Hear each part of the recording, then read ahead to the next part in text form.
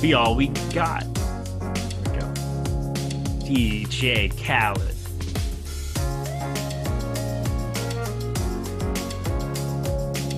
That's right. Spam the chat with W's. This is a W. We're here. No one can stop. No one can stop me. I'm all the way up.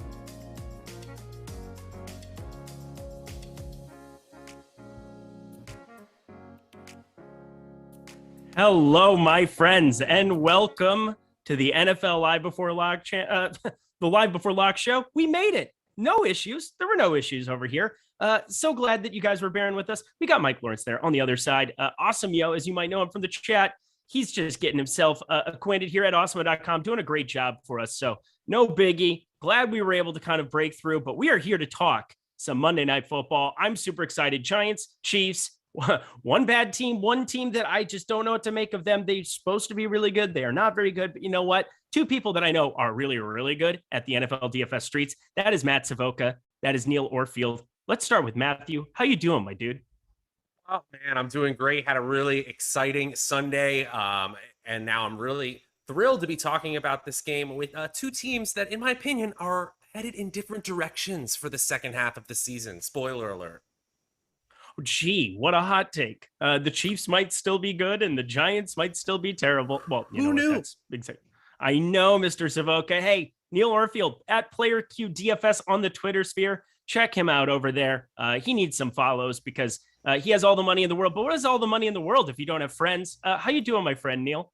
Yeah, I agree. I just need more followers. You know, life is empty without the followers.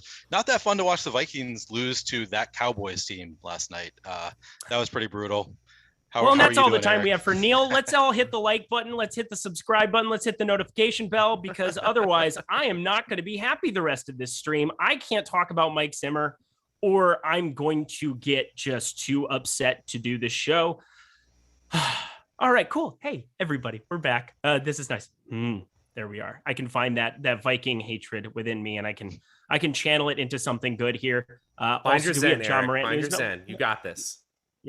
God, NBA DFS was madness. We're just getting going here on the stream as you're all getting in here. Truly, though, hit that like button. We're ready to rock. We're going to get right into it because, we're running a little tight here on time, and we need to give you all the information here for the DFS. We just got the inactives, and it looks like we're going to be just fine here with Sterling Shepard, Kadarius Toney getting ruled in. Nothing really surprising that really existed there. But Mr. Savoca, what are you kind of seeing here on the board at quarterback? Because that's where we always start. We go position by position. Patrick Mahomes, Daniel Jones, both have been pretty good at accumulating fantasy points over the course of the last couple of years. I mean, one more so than the other, but Daniel Jones has had some decent enough games himself. Talk to me about the road quarterback to start. Yeah, sure. Daniel Jones has shown the upside as a passer and as a rusher to make him viable in a game with Patrick Mahomes, a single game slate with Patrick Mahomes. That's the bottom line here. You're absolutely able to go to Daniel Jones in any type of lineup construction, including lineups that have the primary Chiefs pass catchers as the MVP or captain pick, depending on what platform you're on. There are different probabilities of those hitting, but Daniel Jones is fine here in the sense that he has 400-yard passing upside. We saw that in week 4 against the Saints when he threw for 10.1 yards per attempt. And we know that the rushing upside is there as well. 6 carries per game is QB6 on the year, and his 1.0 red zone carries per year, though it sounds low, is actually 12th among all quarterbacks. His 229 total rush yards is actually QB3 on the season. So that's enough floor and ceiling that will probably have me with or above the field on Jones on every single platform. Especially because the Chiefs have struggled so much on defense. I mean, we're going to get into some of these defensive metrics, but they are among the very worst in the NFL. If the Lions secondary didn't exist, the Chiefs might have the worst one in the NFL. Oh, bar none. They are outrageously bad. I mean, there's no way around it. We're looking at opportunity. I mean, Vegas definitely accounts for that. We're sitting with 52 total here. It's the number you're seeing most around the industry. 10.5 point spread here.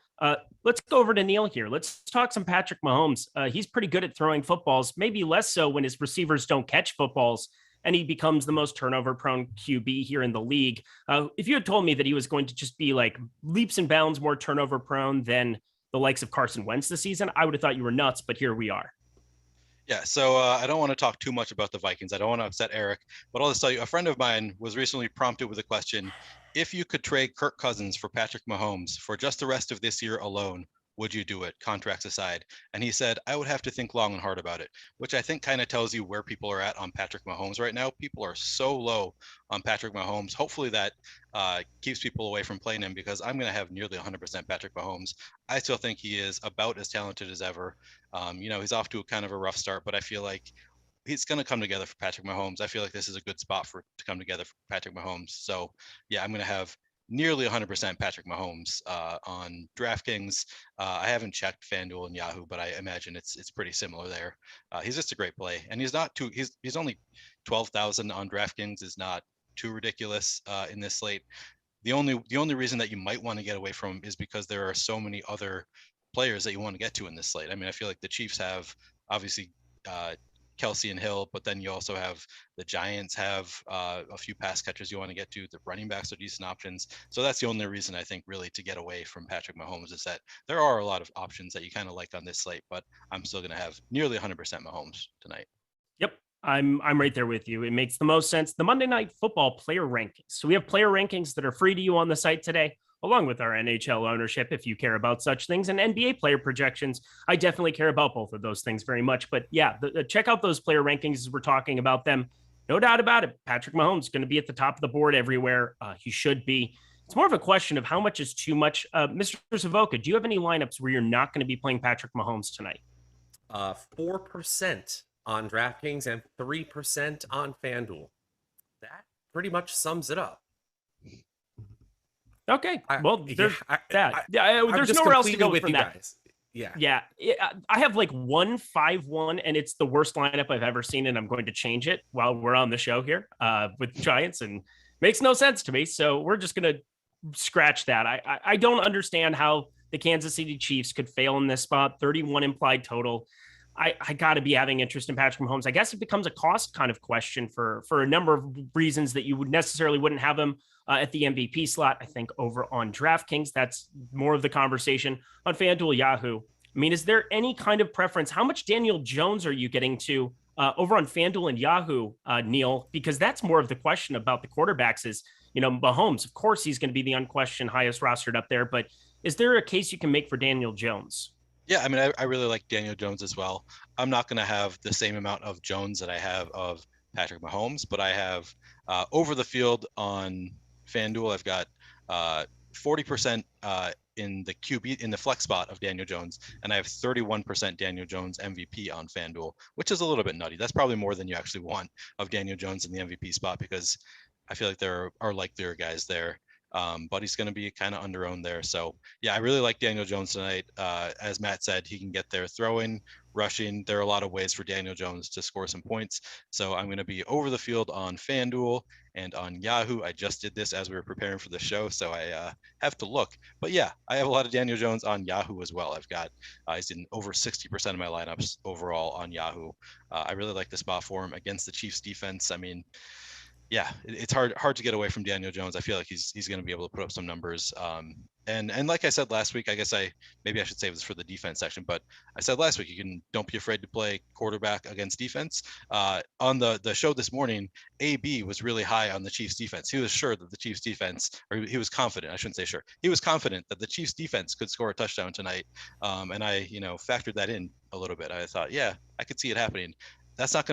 I'm not going to be afraid to play the Chiefs defense and Daniel Jones in the same lineup because, if the Chiefs defense do score a touchdown, Daniel Jones loses a point and then gets the ball right back. So that's not going to scare me away from playing them in the same lineups.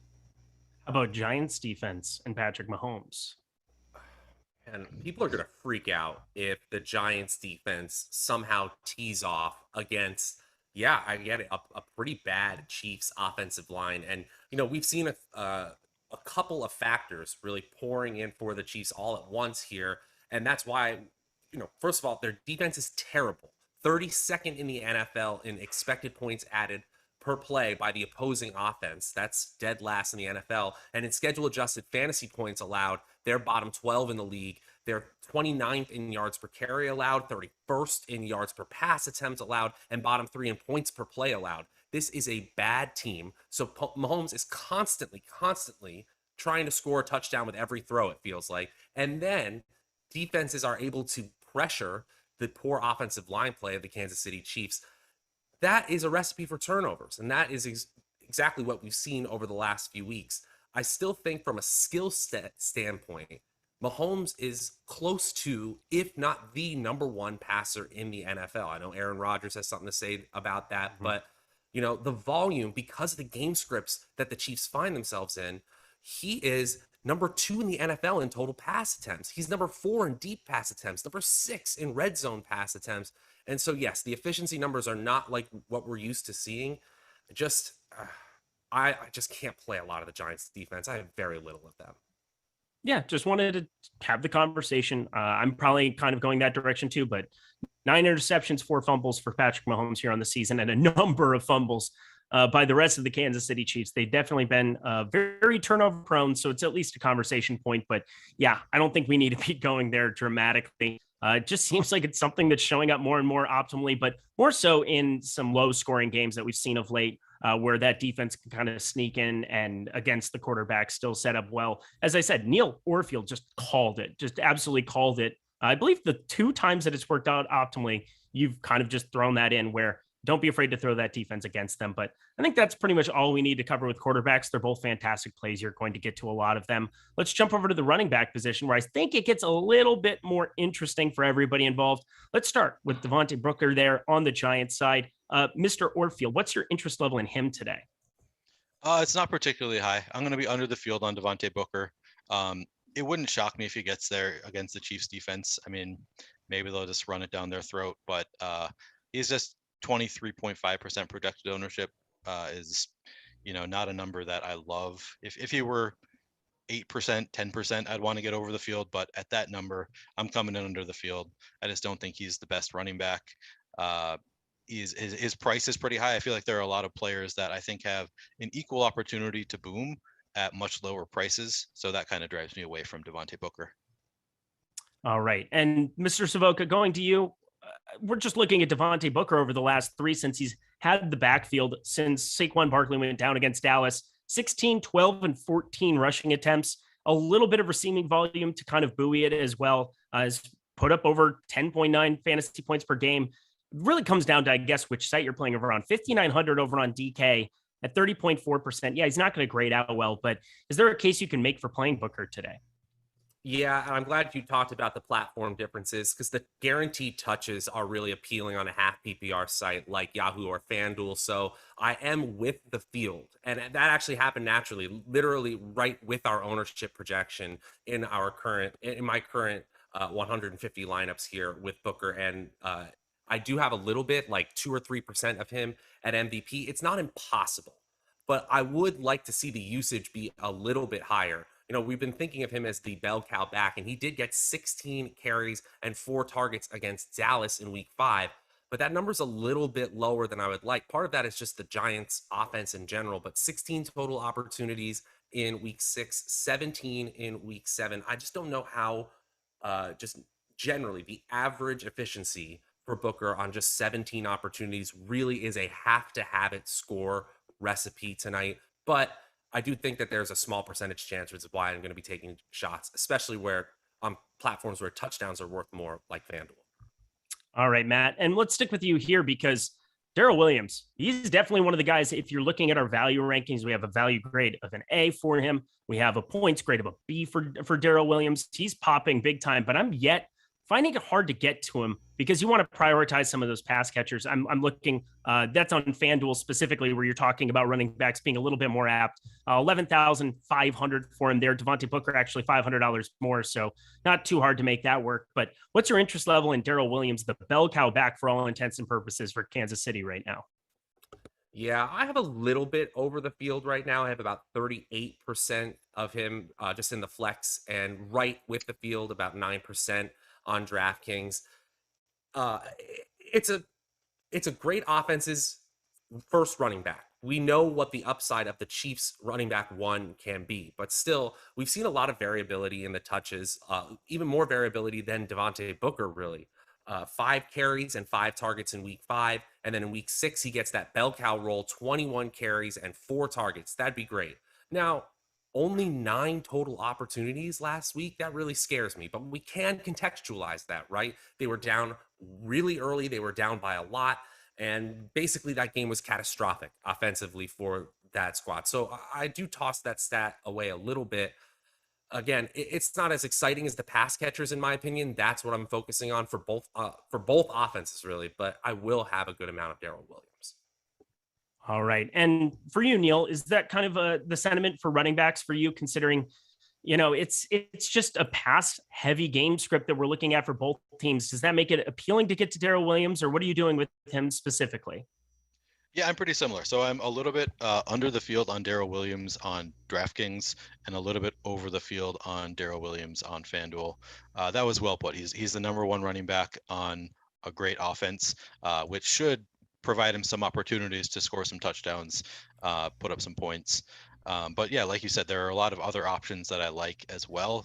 So I'm not going nuts on Darrell Williams, but I am pretty even with the field on both sites.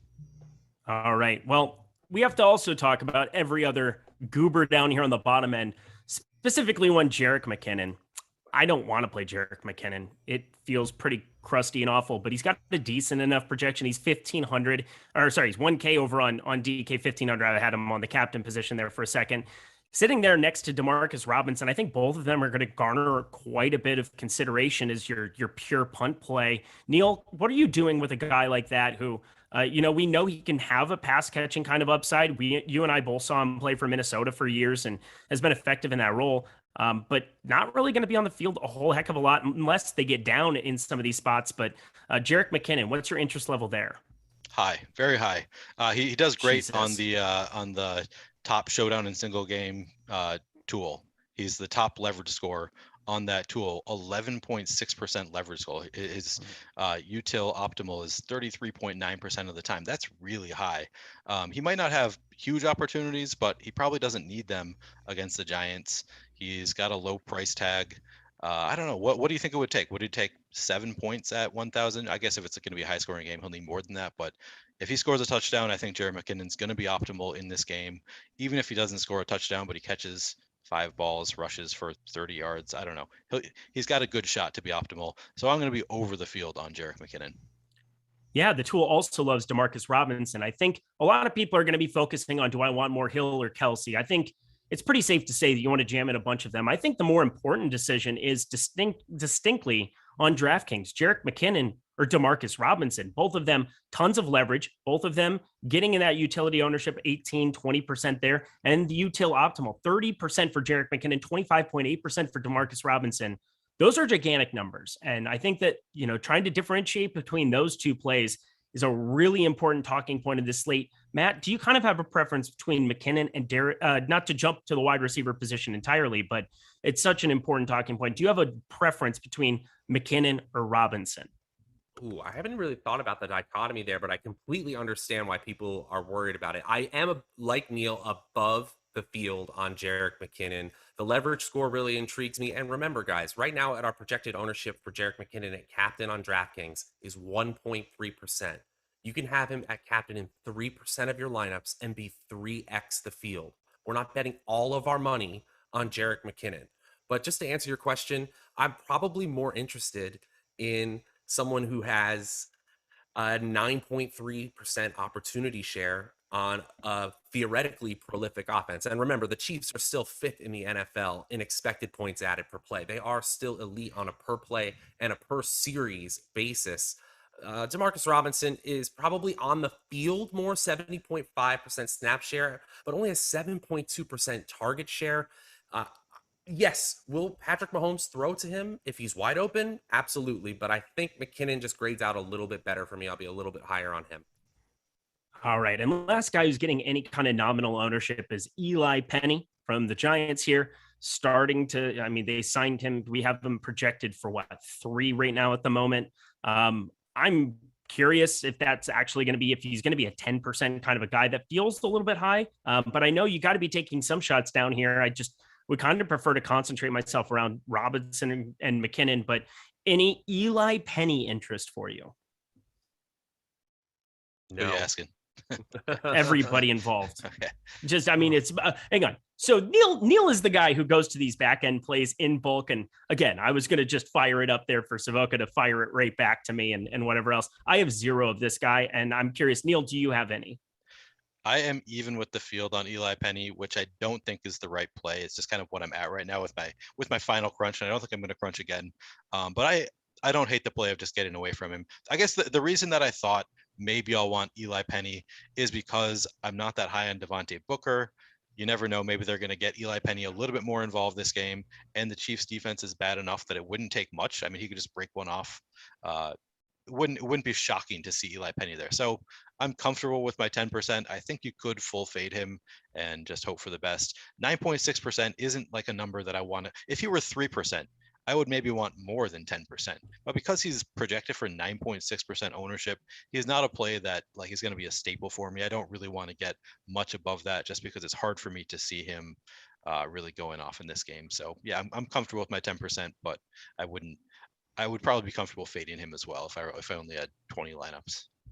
Anything else from the running back position for you? Nope. Yeah, I didn't think that there was another talking point, and gives us a great transition to an actual talking point, the Awesemo plus tools and content we have going here. $29.95 for the weekly pass, full access to everything we have behind the paywall right now. And if you use promo code NFL Showdown LBL, that's a mouthful, all caps, one word, NFL Showdown LBL, you get 25% off your first week of Awesemo plus Platinum right now. It includes what we have for NBA as well. John Morant ruled in. Not sure if you're playing NBA with me today as well, Neil. The multitasking has been at an all-time high today. I'm not even going to lie. Pretty proud of myself. But yeah, John Morant in there. If you want to check out all the NBA tools and content, the NBA Boom Bust tool, which I use repeatedly, I know you can use it to help yourself make money. You know, an idiot like me can do it. So it's like so simple a caveman can do it. I don't know if we have the rights to that catchphrase. So I'm going to keep going. Check out NFL Showdown LBL. Use that promo code, 25% off the $29.95 right now for that first week. Stop guessing, start winning. Join Awesemo Plus today. All right, now we're to the main event here. We're talking pass catchers in this game that is full of them. I'm going to start with you, Mr. Savoca. Tyreek Hill. How much Tyreek Hill do you have today? All right, let's check it out. Just reloaded the app here. I have a lot of Tyreek Hill. I'm letting you know right now. Yeah, his ownership is creeping up. And I have more than the field, both captain and I'm just adding it up right now, almost over 75% Tyreek Hill on DraftKings. I think that this is the type of play on a one-game slate that you got to go in on. Now, I respect the idea of just outright fading him as a way to gain leverage on the field. But to be honest, I'm just not doing that. This is a player who, even though Travis Kelce has displayed times in the past where he can get to a 25 to 28 point fantasy score, the probability of him getting there is much lower than Hill, in my opinion. And so if you're not playing a quarterback at captain, Hill is by far my favorite on the slate. Heading back over to you, Neil. I'm looking at him and Travis Kelce, and as I said before, that's a big question people want to know. Should I have more of him? Should I have more of Kelce? And you know, at 10-6 and 11K that we have for him on DK, you basically are in a pick'em situation. Is there one you're prioritizing over the other? I have slightly more Hill than Kelce. Yeah, it's a tough spot for me. I feel like I'm a little bit biased against Tyreek Hill just because of his boom bust nature, which I love boom bust players in general on showdown slates, but boom bust players who are projected for 43.4% ownership. Sometimes I like to take a stand in this case, I'm about even with the field on Tyreek Hill. I agree with Matt. He is a very solid play. I like his approach of going well over the field because Tyreek Hill could just completely break the slate. And if you have him at captain, I feel like you can get some leverage on the field there. So I like the Tyreek Hill play, but he scares me a little bit. I bumped Travis Kelce in my projections more than, and I'm actually bumped Tyreek Hill down a little bit to get them more even, just because I like the opportunity for Travis Kelce to have 10 receptions and 100 yards and a touchdown. I feel like is more likely for Kelce than Hill. So I slightly prefer Kelsey at his ownership. I'm about even with the field, I guess, with Kelsey and slightly under on Hill, but it's hard to take a stand on those guys. You just never really know with them. Matt, I know it's also going to kind of be data by site, but it seems like every single site, it's like it's like one peg up to Tyreek Hill from Travis Kelsey. Same question to you, Tyreek Hill or Travis Kelsey? Yeah, it's Tyreek Hill, but not by a ton. I agree with you here. The real thing we got to talk about is the value differential of Travis Kelsey on a one-game slate versus the main slate, because Travis Kelsey, no doubt about it, is arguably the best tight end in football. And probably in terms of ceiling, he has the highest ceiling of anyone at his position. Kyle Pitts is coming for you, though. The thing we got to remember, though, is one of the ways that Kelsey gets value is his value versus the rest of the tight end field. And so when you're comparing him and his projection and really his opportunity to the rest of the field, to all flexes and even quarterbacks, he loses a little bit of that value. So comparing them becomes a little bit different here. I just think that while we've seen Travis Kelsey get the production really in late 2020, where he was getting essentially 25 expected DraftKings fantasy points per game, the opportunity was so insane down the stretch where he legitimately had as high a ceiling as Hill. But right now, the way these two are used, I just think Hill has the higher ceiling probability, and that's why I'm taking a stance there today. I love that take. That was pretty much everything I was going to say, is that I have a personal bias against Tyreek Hill, but it's completely negated by the fact that I also know I have a bias for how much I love Travis Kelsey at the tight end position. And so for me on this slate, I'm definitely going to be siding more with the Tyreek Hill side. I think that's what the tools are kind of pointing us in the direction of as well. So I'm just going to be going that direction more. So looking at the 2 to 6%, especially like in the flex, it's only a 3% differential between the two on DraftKings. It's pretty nominal. So I think just taking a little bit of a stand towards Hill, who has the 5.6% of leverage, as opposed to Kelsey, who's maybe going a little bit over-owned. Not that he's not a fantastic play, and not that I'm going to have a ton of shares of him, but pretty much everything you said is spot on. Let's go down to the rest of the wide receiver position. Let's start with you again, Mr. Savoca. We've got a number of guys from the Giants side. We specifically Sterling Shepard, Kadarius Toney. They ended up getting ruled in. Darius Slayton's still there. Dante Pettis was involved. His ownership's dropped and plummeted because you don't expect him to be on the field very much here. And then John Ross, my God, I don't have a share. And if he catches a bomb, I'm going to cry. Talk to me about wide receiver from the Giants. Yeah. Just going over my DraftKings exposure here, Sterling Shepard actually is coming in pretty high for me. I have 31% Shepard, and I'm looking at Kadarius Toney now. Actually, he's higher. Kadarius Toney, in terms of flex plays, is my highest rostered wide receiver. Now, in terms of captain plays, it's a little bit different, but I'm well above the field on Kadarius Toney. I keep throwing out this stat because I think it's so funny, is that I believe into the third quarter of the game that Toney got injured, he was leading the Giants in receiving yards. The man ran 5 routes, drew 3 targets, and caught all 3. And then basically the Giants' entire team imploded against the Rams when he was injured in that game. We already saw him break Odell Beckham's single game rookie record for receiving for the Giants. I just didn't really realize there was a player with this kind of ceiling on the Giants roster. I think Sterling Shepard is kind of capped at that 17 to 20 DraftKings fantasy points, even on a really good day. Toney, I'm not sure that's the case. So I'm going to be higher than the field. All right. And then to Neil, let's talk the rest of the Giants, and then I'll have you start up with the Kansas City side. But what are kind of your preferences with the Giants wide receivers?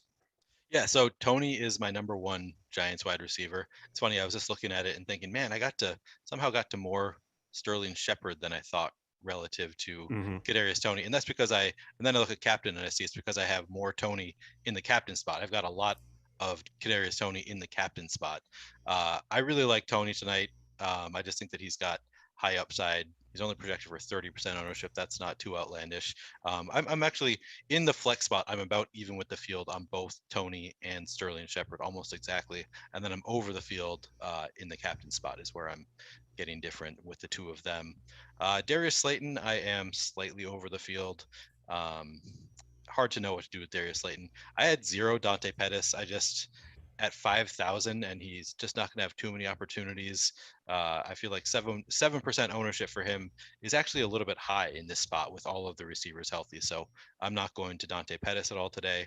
John Ross, on the other hand, sorry, Eric. I'm hoping for the opposite of you. I'm well over the field, about almost 4 times over the field on John Ross. And it's just because he is the kind of boom bust play that I do like, because he could put up 0. Like we go into this knowing John Ross might get 0, but he's also the guy who can have a home run touchdown, just like a huge touchdown. He's a burner. So that's the kind of guy that I like to have when he's under 5% owned. So I like with John you, Ross Neil. a bit. The slate starts in 20 minutes and you drop this knowledge here at this second. Do I have to go back to the drawing board? Dear God of Christ. I'm terrified too. Oh, go ahead, Savoca. Oh, shit. Yeah, I feel the same way. It's just that he's in that he needs to catch 1 kind of range for me, and then he can possibly get over his projection. There's absolutely no ownership coming in. Feels terrible. It's the kind of thing where you put him in your lineup and then you go take a shower. But hey, it could happen. It's a 1-game slate. Dare to be different. I've seen this episode of TV before. It's not very good. It's my least favorite episode. John Ross, rostering him and watching him do nothing in a Bengals uniform. That was pretty much his entire career until this point. And, he had the one banger here for the Giants, and maybe he can do it again for Neil. Neil's a nice person, and plus he probably needs the win more than that's not true. I need the win more. So I'm going to just, I'm going to add 1 share. I'm adding 1 share just because here on this transition. Anything else from wide receiver from you, Neil, to kind of round it out? No, not for the Giants. I will say that I did play. I told you last week that I was playing a lot of Ty Montgomery, and he put up a dud. So a lot of the time, these duds, these boomer bust plays don't work out. So just have that caveat in the back of your mind. But yeah, with Kansas City receivers, we already talked about Tyreek Hill a bit. Mecole Hardman looks like I'm going to be a little bit under the field. Byron Pringle, on the other hand, I'm going to go over the field just because Mecole Hardman's projected for a lot more ownership. I'm not sure that he is in that much better of a spot given their salaries in particular. Mm-hmm. And then I really like Demarcus Robinson. I'm going over the field on Demarcus Robinson. As I recall, he looked great in the tools. If I can find that, I have so many tabs open right now. Yeah, he's the guy that I'm the most invested in on this bottom end. He's $800, 25.8% utility optimal rate. You don't even have to really remotely think about playing him in the captain, only a 1% captain optimal rate. Same thing with McKinnon. They're both just auto flex plays and coming in right around 20% and 18%. He's going to be on the field enough, I think, to be very, very viable in this spot. So Demarcus Robinson, I like more than obviously Pringle. Hardman as well. Hardman, I'm getting to on FanDuel at that 7,500 number quite a bit, but on DraftKings, I'm not going to be landing on him as much at 7,200 if he's in the captain spot, 4,800 in the flex spot. So just kind of like a no man's land a little bit there. Mr. Savoca, what are you doing with the rest of the Kansas City wideouts? Yeah, I have about the same situation with Mecole Hardman and Byron Pringle, Demarcus Robinson. One thing I will say that I've started doing when I crunch lineups is now that Fantasy Cruncher has the ability to change the scores of the game and it auto updates projections, is I do either go into the Awesemo sports betting model, or if I have my own score for a game pointed out, I will use that as a game scenario filter. And in the event of a Kansas City onslaught, I would really want to be above the field on Mecole Hardman. So I might change my exposure here at the end to be a little bit above the field on him, just because I do think that is the game environment that I'm going to play, where the Chiefs score 35 plus and the Giants score around 20, 23. All right. We've got some clamoring in the chat here. It is PrizePicks time. Excited to be bringing you guys some PrizePicks here. We are sponsored by them today. Sorry again, a little bit about the late start. We're ready to rock though. My guys are prepared over here. We talked some PrizePicks before the show, and it's just such a clean, easy site to be able to go play on. You want to be playing on sites that just look good. It's clean and it's efficient and it's so easy to do. All you do is you pick players from all these different sports. You have things like cricket, disc golf, CSGO. You have so many different sports on the top end, but of course for this, NFL, that's what we're focused on. They have so many player props listed here, and you basically just pick 2, 3, 4, or 5 players, and you can net up to 10x your entry fee. And we're here to help you out too with the promo code Awesemo, $100 first match deposit bonus using that code. There's nothing better than getting free money. That's how you build a bankroll. That's how you sustain a bankroll. And these guys have some picks here to kind of help you guys get that going. So we're going to start with you, Mr. Savoca. What is your PrizePicks play for today?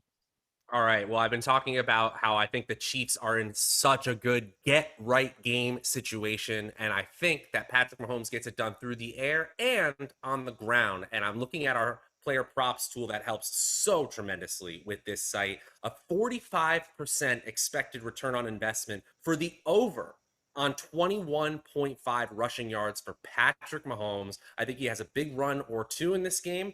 That's my pick for tonight. Oh, I love it. And Neil, we're heading over to you. Round us out with this duo of PrizePicks. Yeah, so on PrizePicks, I see Kadarius Toney over 50.5 receiving yards as an option. Unless I misread that, I've done that before. But I believe that's an option there. I'm taking the over on 50.5 receiving yards for Kadarius Toney. Awesemo has him projected for 66.4 receiving yards. I've talked about how I like him in DFS. I'd take him on PrizePicks as well. I love that. Something that I talk a lot about is touchdown scores on PrizePicks. There's only one that's listed because Travis Kelce, that would be an absolute negative to probably be invested in. Tyreek Hill as well. You're not getting good enough odds to be able to play the over or the under on the 0.5 for that, but you do have Darrell Williams there listed. He has a -110 anytime scorer here. And that's going to be through either one, but because it's 0.5 in rushing TDs only, I think that is the preferred way he gets there, but it does block you against him scoring a touchdown through the air. So I think that becomes a little bit better than that -110 that you'd be looking at. So I'd be looking at shorting 0.5 rushing touchdowns for Darrell Williams here in this spot. That is my pick.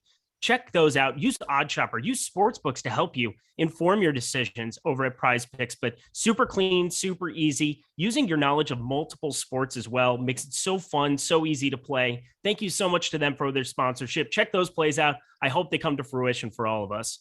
All righty, let's keep it going. We've got tight end. We've got 13 minutes here before lock. So if you don't have your lineups in, strongly suggest you get your lineups in. Let's talk tight end. It starts with Travis Kelce, Neil Orfield. Travis Kelce, where are you landing on him across the industry? Yeah, so I am about even with the field on DraftKings. Let's see, in captain spot. Yeah, I've got. Yep, so I guess I'm a little bit under the field on Travis Kelce in the captain spot, which I don't love. I think I'd like to be closer to the field, projected for 10% captain spot ownership, but I'm going to live with it. I'm a little bit under the field in the captain spot, but I'm about even in the flex spot. I really like Travis Kelce today. I thought Matt made an interesting point about how we're not really comparing him to other tight ends here, so that takes off some of the shine of Travis Kelce. But I still think that he's the kind of player that it wouldn't be shocking if he had 10 receptions and 100 yards, get some bonuses. So I always like Travis Kelce. I'm going to be playing plenty of him today. Almost 1,500 people watching. Please hit that like button for me here. Don't run out of here before hitting that like button because it goes so far for us. These boys are spending their hard-earned ROI here. They're losing some ROI being on shows. They could be tweaking their lineups. They could actually, usually that works against me because I'll tweak my lineups and screw them up. Like, I don't know, add John Ross to the portfolio while you're on a stream, something like that. I don't know. But Mr. Savoca, let's transition back to you. Travis Kelce, where are you with him? Yeah, I'm right at the field with Kelce on DraftKings, both really at the flex position and at the captain spot. But on Yahoo and on FanDuel, again, where the value of a touchdown is higher, I have more of Kelce at the captain spot or MVP or superstar, whatever you call it, in both half PPR formats here. I just think the touchdown upside is really high. So I'm looking at it right now. I have almost double the field on FanDuel in terms of MVP rostered, and then right at the field in terms of flex. So I do think that he's a solid MVP pick in tournaments in half PPR formats. All righty. And then we have other tight ends that exist, specifically Evan Ingram. Nobody has probably been more disappointing here than Evan Ingram at the tight end position up against, like in year-long season leagues or in your best ball drafts. Evan Ingram just not been there, but he's still sitting at a price point, 5,400, that just doesn't price for what his production's been, but he's starting to see an influx of targets here. 8 targets there in week 7, only 6 catches for 44, but hasn't gotten a touchdown yet here. I expect that to happen eventually here. Are you going to Evan Ingram in any kind of a meaningful way today? I am. I'm about even with the field on Evan Ingram. He scares me a little bit. That I don't have more than the field of him. I feel like he is an athletic guy. You've seen them try to get him the ball in interesting ways before. He's had some rushes. They might have enough talented players on their team now that they don't feel the need to force it to Evan Ingram this year. But he's a big athletic guy. They might want to trade him. I wouldn't hate to have a little bit more Evan Ingram than I do, but I am about even with the field. I'm just going to take that risk today.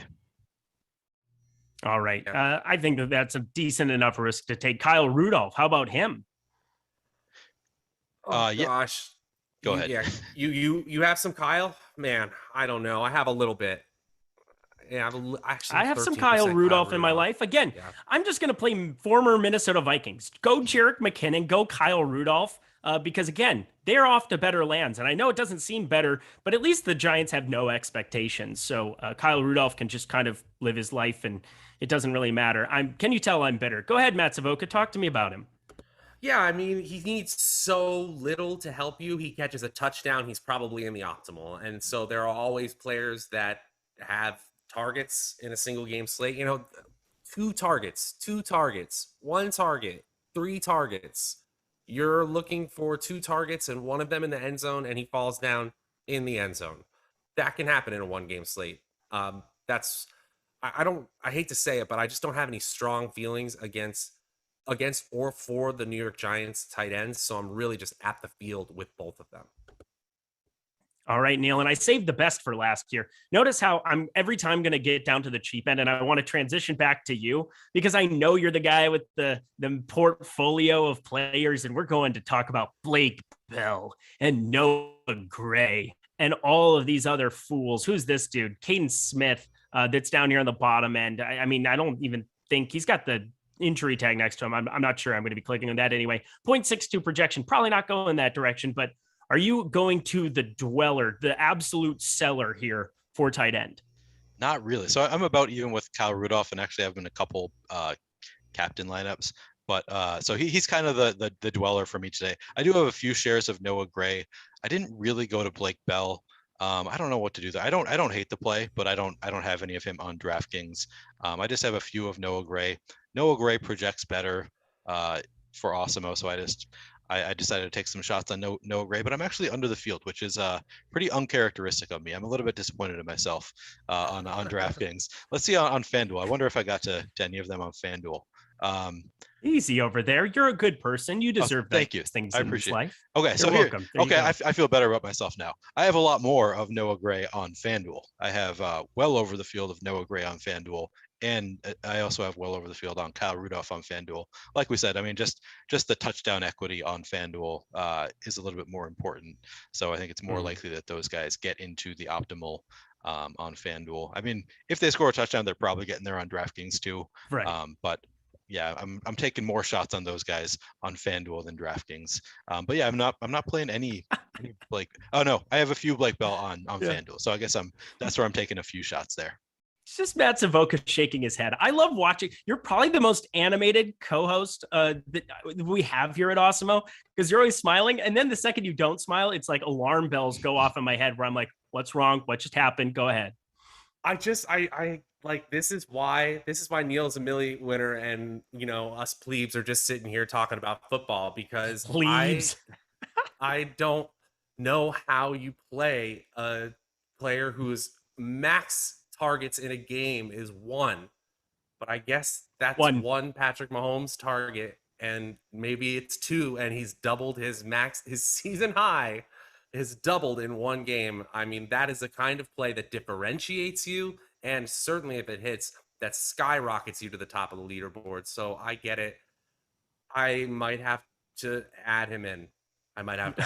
1. We're going for 1. That's a movie. I haven't thought about that forever.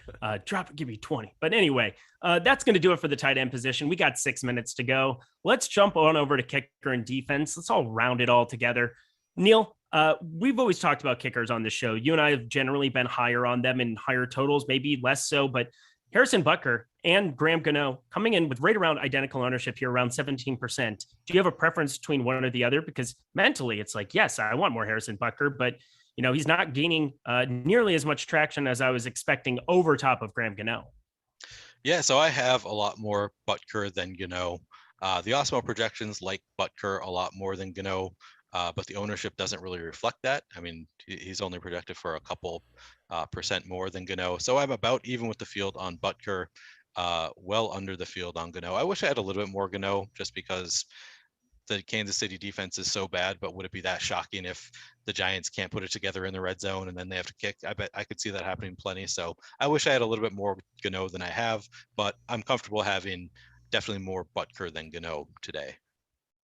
All right, heading over to you, Savoca, as well. Kickers, and then get us started on defense. We talked about them at the top of the show when we talked about quarterbacks as well, but we'll go back to that here. But give me your kicker takes. Yeah, I'm just going full process play here. You play kickers who are 10.5 point favorites at home. That's just really the bottom line here. We don't need to just go further than that in our analysis. So I am slightly above the field on Harrison Butker. I don't like kickers as optimal captains. I don't think that's the game flow we're up for, but hey, I have 1% of it. When it comes to Graham Gano, I'm just kind of below the field, just below. I don't hate it, but again, the way it happens is the Kansas City team implodes, and that probably involves their defense imploding. So I get it, but I just think if that occurs, then the Giants are probably getting in the end zone, and you want their pass catchers. And so, again, I'm not going to fade him kicker outright, but I'm below the field. All right, before we talk defense, actually, I have a super chat to address. Dean is $10. He's got 4 minutes to put a lineup together. Hopefully we don't say anything to completely screw up what he's doing, but high dollar single entry and cash DK with Mahomes at captain. Thoughts on going Daniel Jones flex or a Giants receiver? Have salary remaining for either? Give me the quarterback every single time. Matt Savoca, what do you think about that? Yeah, of course. I mean, in a single entry lineup, maybe you can just stack it with the team that you're betting on most. But yeah, the optimal play is the quarterback by far. Yeah. So I'll just add, for you. Go ahead. Yeah. Sorry. So if there are no other Giants receivers in the lineup anywhere, then you might not want Daniel Jones in the flex, just because, I mean, he can get there without his receivers getting there. So it's not the craziest play, but it's, there's a slimmer margin for Daniel Jones to be in the top lineup in the flex spot if he doesn't have any receivers with him than a receiver getting there without Daniel Jones, I think. Yeah, and I mean, we've seen some massive rushing upside from Daniel Jones, so that's the one thing where I think he can be independent. I mean, 8 rushing attempts last game. We've seen multiple times. He had 95 rushing yards against Washington week 2, 39 against Atlanta week 3. It's been down a little bit since then. He's been more of a pocket passer here. Part of that is, they smoked Carolina in week 7 out of the middle of nowhere. But yeah, we're looking at Daniel Jones being viable there. But Neil, round out with defense. Give us some defense takes for the road. Yeah, so I told you I was a little bit swayed by AB on the earlier show that he thinks the Chiefs could score a touchdown. So I have slightly over the field on the Chiefs defense. And I like them. I like pairing the Chiefs defense with Daniel Jones just on the off chance that the Chiefs defense does score a touchdown and then Daniel Jones gets the ball back immediately. So I'll have some lineups with that pairing. I have very little Giants defense. I just think they're projected for 10% ownership.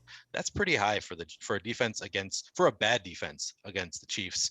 That's more than I want. So I'm well under the field on the Giants. Matt Savoca, final words. You said it. I'm considering going absolutely no Giants defense, and that's not the way I want to differentiate myself. Again, it's a process play. You play some of the defense that is a 10.5 favorite at home. Yes, we know the players. Yes, we're analyzing further than that, but that's a huge favorite at home. You just got to go at least with the field on the Chiefs defense. I'll definitely be there. Yeah, we just differentiate by playing John Ross III. What a time to be alive. This is going to be really, really tilting, but here we go. I'm excited for it. Let's do it. Let's finish with this. As everybody hits the like button once again, of course, Matt Savoca, what do you want to have happen for your lineups tonight? Kadarius Toney, another 150-yard receiving game. Kadarius Love Toney. it. Kadarius Toney season. I love that. Neil, what do you want to have happen for your lineup? You get to pick one player, one outcome. I'm going to go with the touchdown for John Ross. I mean, that's a real thing, and you're not. It's going to be a 90-yard touchdown as well, because I want the throw-in yards too for Daniel Jones. Rudolph, 1 catch, 6 yards, 1 touchdown from Nathan Choice. That would actually be all right. I think I would be all right with that outcome over on FanDuel specifically. Guys, this is fantastic. We are officially a lock. Once again, Neil Warfield, Matt Savoca, so much fun hanging out with you guys on a Monday night, talking through this showdown. I hope you all got something from it. Hit that like button as we get out of here. Just enjoy this so much. We'll see you guys next time around. Best of luck tonight. And Coach John Ross, what the hell?